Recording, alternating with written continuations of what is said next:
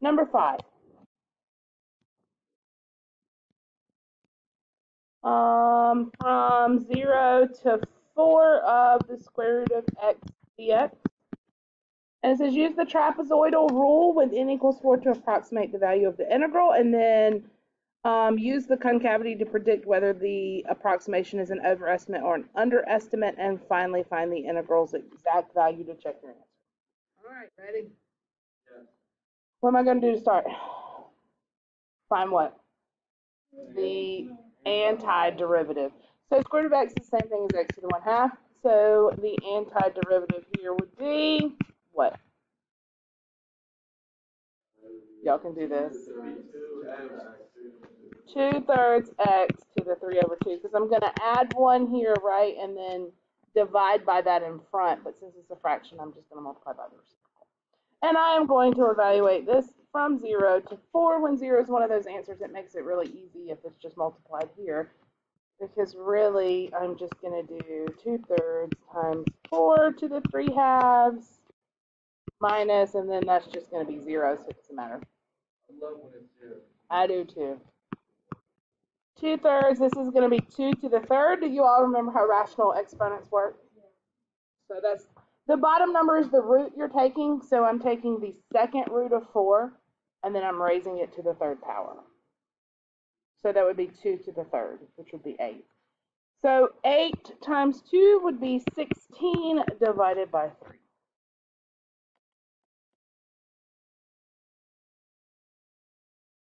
Oh, shame. I said to use trapezoidal rule first. I'm sorry. Okay, this is the exact value that it said to find in part C to check it. Okay, but if I use trapezoidal rule, how many? 4, n is 4. So I'm going from 0 to 4. So 4 minus 0 over 4, my height is going to be 1, right? So for the trapezoidal rule with 4 integrals, my height is 1, and I am going to multiply by that, and I am going to start doing my points, right? So my x is going to, I'm going to do at x equals 0, at x equals 1, at x equals 2, at x equals 3, and at x equals 4. Isn't it height over 2? So the height is Yes, I'm sorry. I'm sorry, I'm doing rectangular. Why is it 1/2? Because the area of a trapezoid is 1/2 base 1 plus base 2 times height. So it's really h over 2 times that. All right. And your h is the 0. Right. So this one is going to be just singular, right? So this is just square root of 0. We know that's 0, but I'm going to put it in there. 2 times the square root of 1, and I'm just plugging these values into the function itself. Yes, y'all okay there?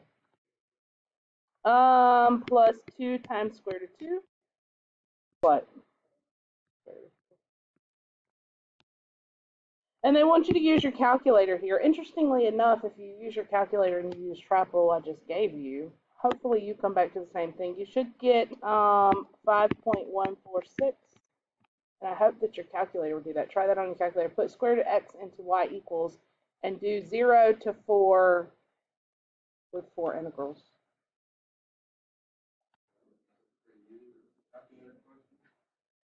Makes it a lot easier, right? Right. Well, since it was last night's homework and you didn't have the program last night, but for future, you wouldn't have to, unless I specifically say, on your quiz I'll put, must see your setup, must see your work. But if that's not there and it's a calculator problem, no, it's just use it. No, so, but it's, remember, this is an exact value, this is an approximation.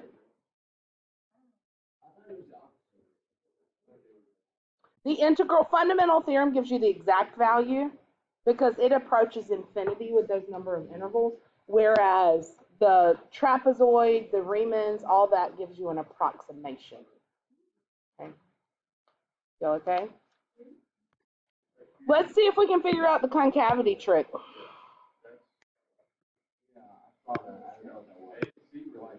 Well, because we talked about if it's increasing or decreasing with left rem versus right rem, if it's an overestimate or an underestimate. So the concavity of the square root is what? Concave what? Concave down, which means, right? Concave up is like this, concave down is like this, right? Let's just do a little quick review. If it's concave down, that means, and it's always concave down, that means the second derivative is always what? Negative, right? Right? Are y'all remembering this a little bit? That's that first and second derivative test we talked about, right? Are y'all okay? Y'all look at me like, oh my gosh, what are you talking about? Huh? Yeah, it does. We do it sometimes with power compression. Okay, so now the question is, because it's concave down here, is the trapezoidal rule overestimating or underestimating? Remember, it's going to connect these two, right?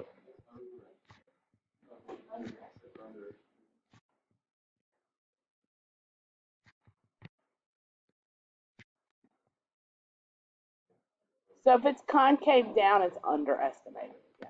Make a note of that somewhere. Just yeah.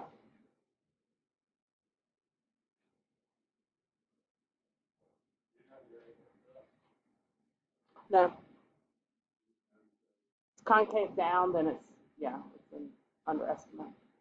All right, that was 5. Which other one did you say? 7? Ooh, 7. Use the table. What do we have to do? We got to do trap rule. Is this still doing? Oh no. Use the function's value in following table to approximate.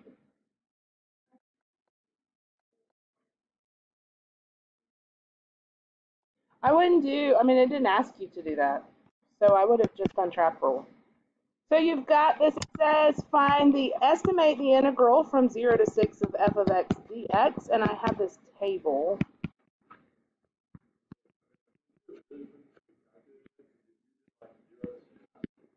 Well, but on this one, it didn't tell you how many integrals. It just said, I mean, how many intervals. It just said estimate. But you couldn't really use your calculator on this one. You couldn't use trap rule on this because it's not a function to put in f of x. You see what I'm saying? So instead, I'm forced to use that little formula for trap rule.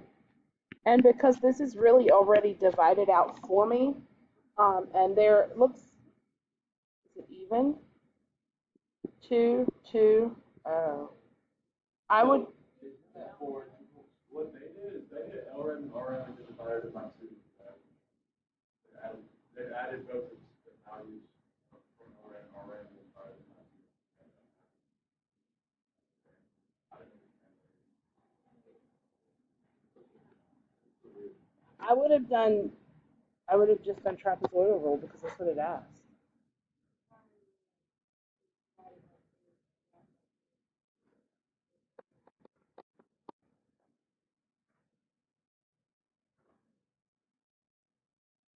I'm going with trapezoidal rule here. And that's exactly what I would do. I would say from here to here is one interval, here to here is one, and then I'm going to go from here to here to make sure my intervals are equal width. So I'm going to say that my height here is 2. So for my trapezoidal area, and I'm going to have, how many is that? 1, 2, 3, right? 3. So n would be 3. With 3 intervals here. So I do h over 2, so 2 over 2 times. I'm going to do 12 plus 2 times 9, but please, do you mind? Plus 2 times 13 plus 18. You just leave the 2 off of the 2 ends.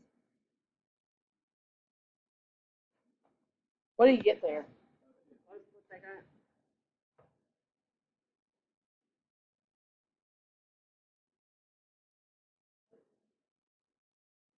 74. And they got 74.5.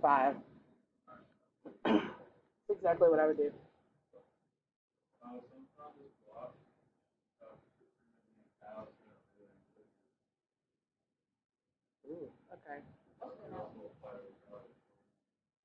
He did not say that. Shut up. Whenever y'all want. Listen, you can go whenever you want because we'll be. I'm recording it if you want to go. We're still going over homework, so. All right. I'm probably just going to talk about particle motion, and we'll do some application type problems tonight. All right, what else on your homework? 9, 10. Okay, wait, hold up. So I skipped over this one since everything was spaced out by 2 except for that one. And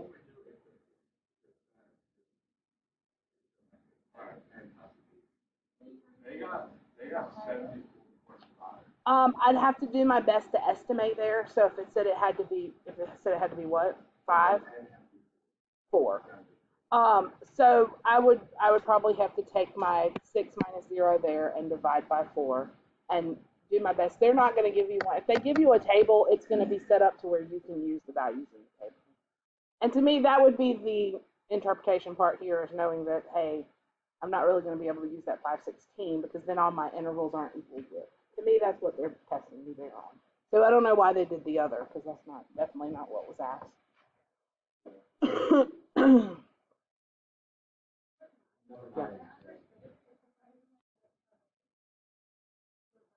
Because if you look at the formula in number 9, it says from 0 to 50, 30 times h of x dx. So they use that property that says pull that coefficient out. That's the only reason they multiply by 30. Okay. Ooh, this one looks very familiar. Hint, hint, hint. Huh? Familiar to me. Huh? Okay. I haven't done it yet. No, number 10 does. Number 10 looks familiar to me.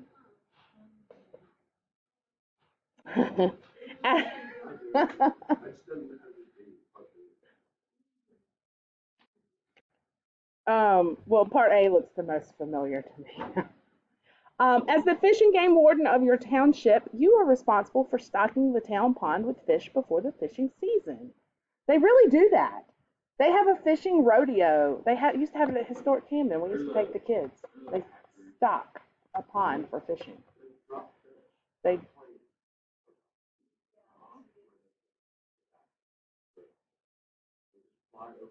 Where who can't get access?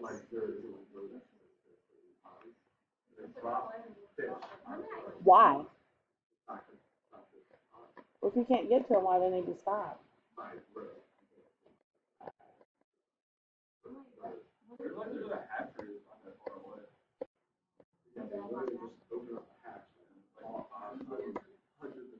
Okay, if you have never fished in a stocked pond before, do yourself a favor and at some point in your life, fish in a stocked pond. It's like, it does. It's like fishing in a barrel and you just boop, boop, boop, boop. It's really fun.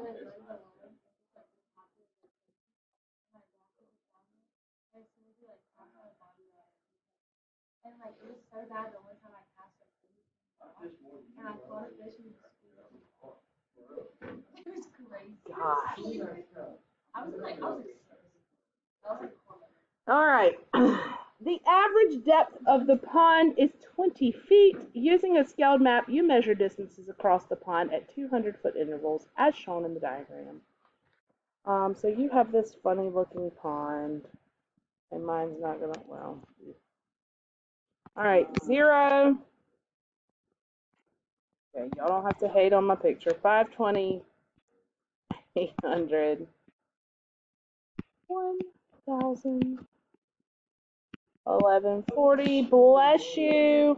1160. 1110. Uh-oh. 8. Mine looks like a potato. 0. These are all equal distance.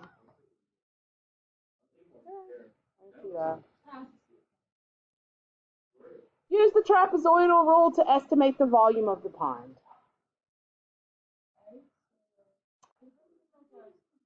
Okay, well, so let's think. Right.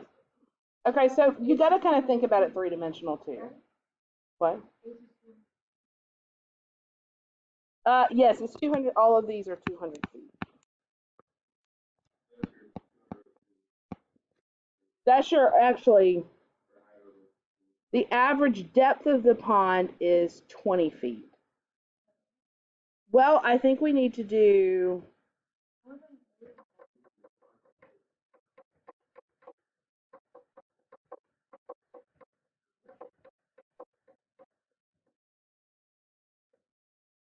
where's my 20 feet coming in? Let me think about it.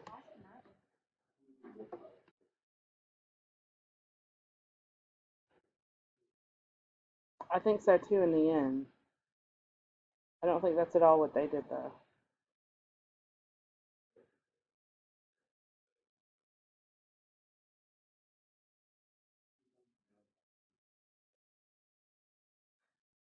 I would be fine if I did regular old trap rule, which would be height divided by 2 times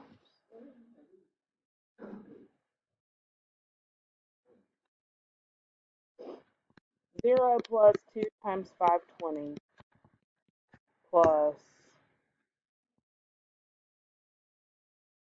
2 times 800, dot, dot, dot. The very last one is just 0, right? Keep up with that. All right, so let me think about my units here. 200, bless you. This is in feet.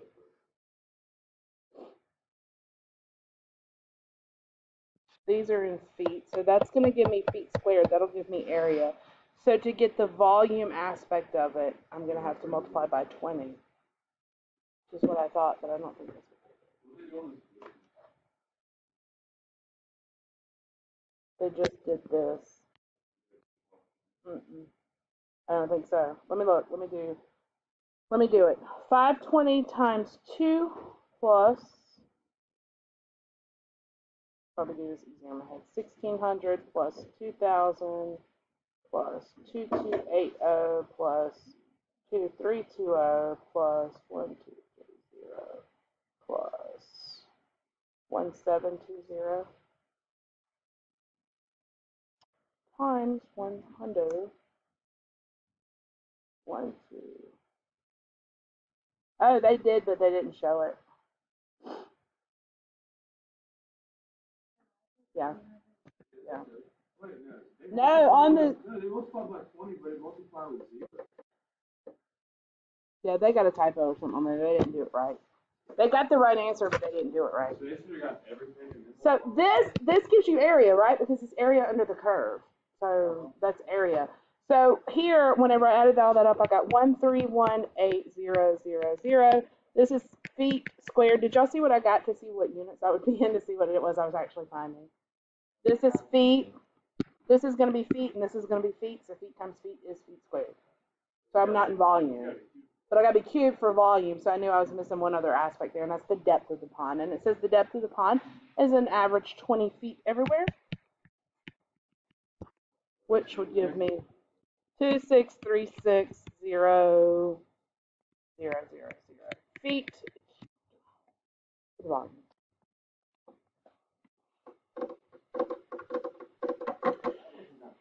No, it's not. It's not. Part B.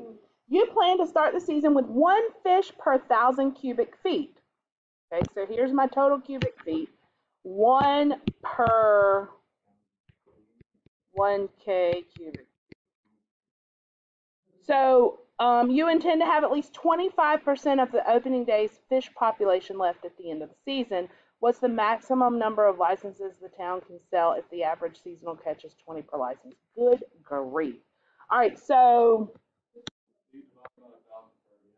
divide by 1,000 first. So how many fish?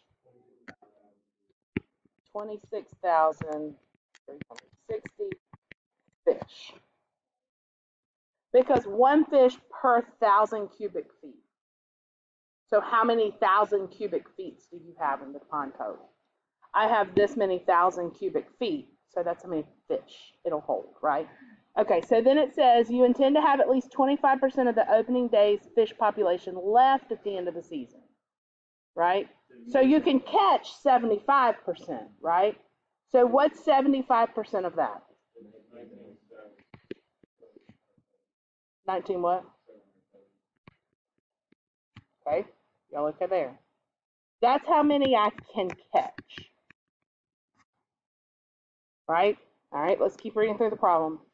What is the maximum number of licenses the town can sell if the average seasonal catch is 20 fish per license? Well, if they can catch this many and each person catches an average of 20, how many people does that make can fish? Divide by 20, and what do you get? You can't sell half a license, so 988. Well, okay, thank you, Noah. Does that make sense? Is that how they did it? I don't know. That's what they got, though. So it says that the average seasonal catch is 20 fish per license, divided by 20. What else? Y'all good now? Trap rule's not hard. It's just a lot to dig through in the word promise. Don't feel like that. Don't feel like that. Let's take a little break.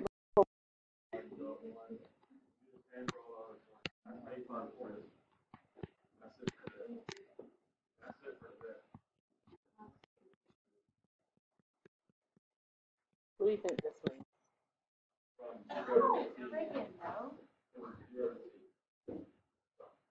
What does S generally mean? Position. If the position is the integral of the function graph, what function do you think is graph? The derivative, the velocity.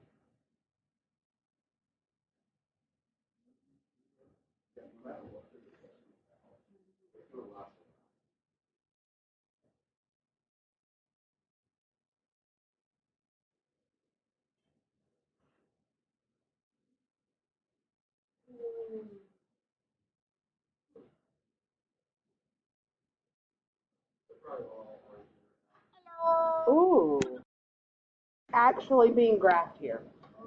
Yes. I'm sorry, I was distracted. So that means if S is the integral of this, then this must be velocity. Okay, so you got to remember it goes, because the derivative of position is velocity, right? So that is the antiderivative, yes. Are y'all okay there? Does that make sense? So before we start addressing any questions, you understand. So we've been able to go forwards and backwards, but now, yeah.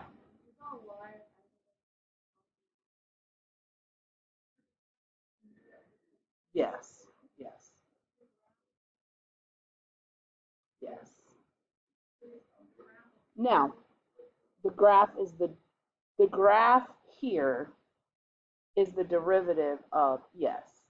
Because derivative and integrals are opposites, right? This is how I keep it straight. Integrals and derivatives essentially cancel each other out is what I kind of think. So to find out what this is, if I kind of did a derivative on both sides, I would have the derivative of s equals this. Okay. Now, because integrals are area under the curve, right? If I want the position at a specific time, right, so t tells me my time, right? But if I do something like from 0 to 5, this is going to give me the total distance traveled over 5 seconds, right? Because it's going from 0 to 5, and it's adding all those up. Think about that. That's doing all of this. So that's the total area. That's the total amount traveled, okay? It's not going to give me the position at 5. It's going to give me everything that's traveled over 5 seconds because it's giving me the interval from 0 to 5. Does that make sense? Okay. All right, so let's answer some of the questions. This is number 64 from your homework tonight, by the way. 64. be a average.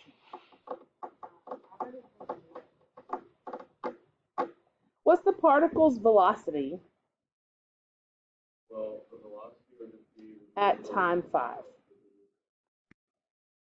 So velocity at time 5. It's just 2. And I should have put units on here. I think it gave it to you. T is in seconds. This is seconds. And does it not give me the other? No, it doesn't give me the other. graph showing the interval or the. Well, that's what you have to figure out. So it tells me everything here but this, and then green is given to you. So it's showing you. So you have to figure out what it is it's showing you first before you can answer the questions. So if this is f of x, and the integral of f of x is position, that means this must be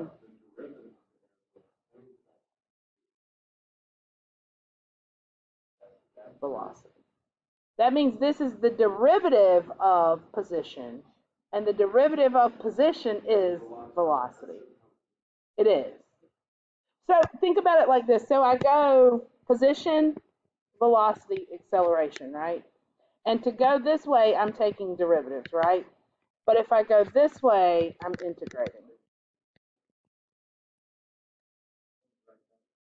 Okay. Antiderivative, that's exactly right.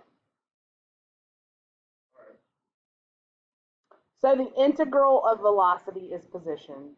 The integral of acceleration would be velocity. So it said what? Okay, so the integral of acceleration, and this is not at all proper, y'all. This would be, somebody would kill me for saying this, but the integral of acceleration, that's not how you spell it, is it? Is velocity. Right? And the integral of velocity is. Integrals are a little more complex than that. I mean, it's not really the, but just so you can, right. It basically is. That's why I said it'll help you remember what's what as you try to figure it out. So integrate as I go up, derive as I go down, right? Okay. So I know that position is the integral of the blue graph here. So that means I'm really looking at velocity. What is the velocity? What is the particle's velocity at time t equals 5? 2. 2. Velocity is units, 2 units per second, because I wasn't given units on the position. Is the acceleration of the particle? So that's the derivative, right, right. So you see the hardest part is deciding what it is I'm looking at, because if you mess that up to start with, I'm done, right? Okay. So don't mess that up, don't mess it up. Is the acceleration of the particle at t equals 5 positive or negative?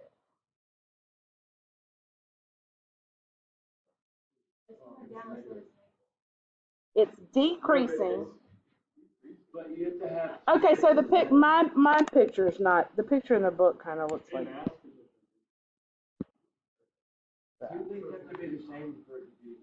Okay, it's not asking about speeding up or slowing down, but you're right. But this is saying, is the acceleration positive or negative? So is the slope of the tan line at 5 positive or negative? Negative, which means the acceleration would be negative. So you see how it's just testing to make sure you understand this relationship between them all and what they do.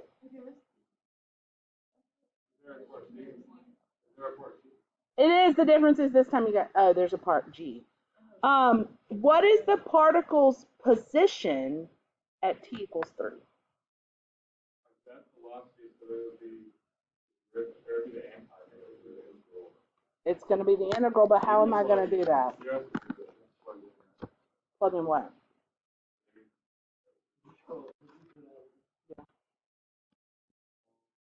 Wait, is it the integral of acceleration?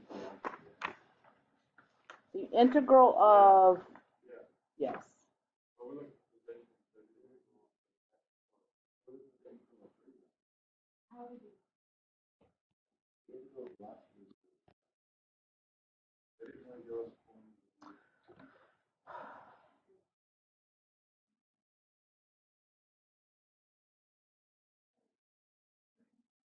Well, because I'm thinking, because I told you it's total area, but at the same time, position at, write this down. Position at a time given velocity is going to be the integral from 0 to whatever that time is.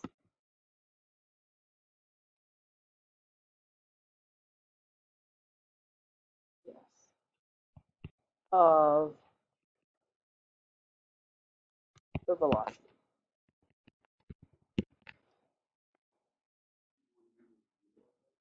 Well, so I'm going to look at the picture. Let's see.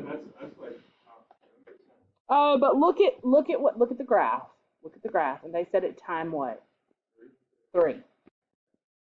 Well, at time 3, if I'm talking about the integral from 0 to 3, look at that shape.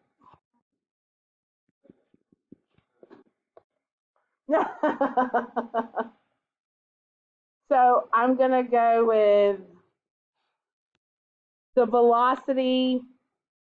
The position at 3 seconds would be from 0 to 3 of velocity, which in this case is just a triangle, so it's going to be 1/2. I'm going to 3, 3. I think that's why they gave you those 3 points there to show you it was linear. 1, 1, 2, 2, 3, 3. So that was a straight line right there. And then okay, so tell me what you would have done or what you thought. You didn't know. Okay. I did use an area formula because the integral is the area under the curve. Oh my gosh, that makes integrate velocity.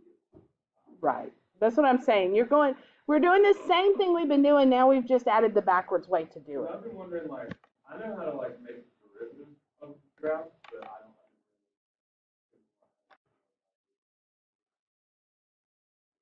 You just right. So to go backwards, so to go forwards with the derivative, we're looking at slope, right? Yeah, you're just looking at slope. But to go backwards, we're talking about area under the curve. We're almost done. When do you think acceleration might be 0, or approximately when is acceleration 0? Let me go back to the graph here.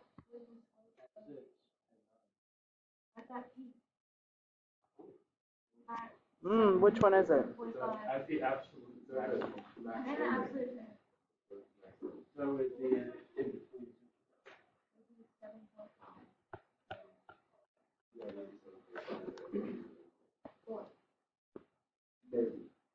That's what changes direction. So that's velocity. That's when velocity. So that's well, that's not when the velocity. So when did you say? That's when the slope of the velocity. That's when the mins and maxes. That's what you're looking for. Yeah. Okay. So, well, because the slope, remember we're talking about acceleration is the derivative of velocity. This is velocity. So when is the slope of the tan line 0? Well, slope of the tan line is 0 happens at places like this, maximums and minimums. I skipped one, that's why I was confused. What does happen at the zeros? Velocity changes signs, yeah. The question was approximately when is acceleration 0? All right, now here let's use some of that integration knowledge that you have. At what time during the first 9 seconds does S have its largest value? This is a typical question. S. When does S? That's when the area is. Okay, you're getting somewhere. Why 6? Because it covers all of the area under the curve. And what happens after 6? It goes negative. The area goes negative. So when does S have the biggest value? At 6. So I'm I'm moving right because I've got positive area. Good job, y'all. And then here I'm starting to move left because I've got negative. Because this is where my area goes from positive to negative.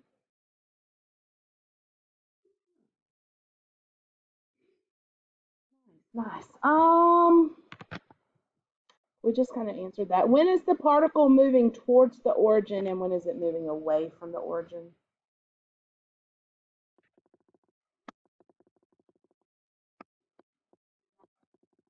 Like when is it moving positive towards positive and when is it moving towards negative? And that's got to do with what we just talked about with the positive and the negative. Right, right.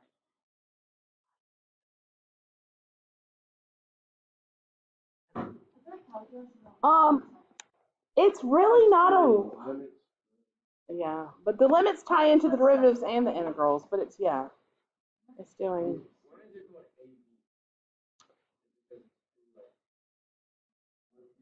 No, well, it's just AB is the easier and BC is the, I don't know why it's called that. I'm sure there's a reason. I'll look it up and see.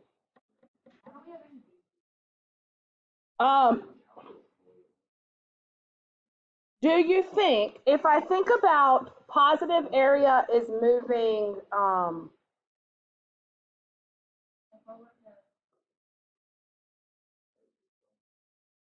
if I think about the origin and my particle is moving, when my S is positive, my particle is moving to the right, so it's moving further away from the origin. And when my area is negative, it's moving to the left away from the origin. Do you think that I am going to be, what's the question say? On what side of the origin do you think the particle lies at time t equals 9?